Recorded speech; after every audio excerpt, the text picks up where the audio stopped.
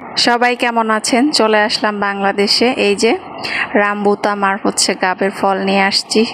এগুলো বিদেশ থেকে নিয়ে আসছি। আর বাসায় এসে দেখি আমার গাছে গাছে আমার আরেকটা বাড়ি আছে, ওই গাছে আম এগুলো একদম পেকে টসটসা হয়ে আছে। এগুলো আমরুপালি আর ওটা হিমসাগর। আমগুলো গাছ থেকে পেড়ে রাখছে আমার আব্বু লোক দিয়ে। আর কাঁঠাল, ওই পাশের বাড়িতে আর একটা কাঁঠাল গাছও আছে।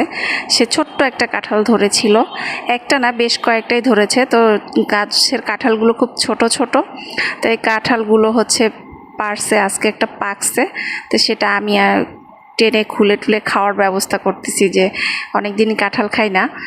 কাঁঠালটার রগুলো অনেক সুন্দর, একদম শক্ত শক্ত, খুবই ভালো লাগে, খুবই মজা লাগে। বাসায় এসে আম কাঁঠাল সবই গিয়া এত ফল কি করব বুঝতে পারছি না। সব একদম মজার মজার ফল। এই সিজনে তো শুধু আম কাঁঠাল লিচু সব কিছুই পাওয়া যায়। আর আম আমার খুব পছন্দের একটা ফল।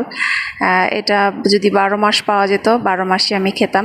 আর কাঁঠালের মধ্যে একটু শক্ত কাঁঠাল, এই কাঁঠালটা যে আমি ভাঙছি, এরকম কাঁঠালগুলো আমার খুব পছন্দ, খুবই ভালো লাগে খেতে। তো বাই বাই, এখন কাঁঠাল খাই আমি বসে বসে।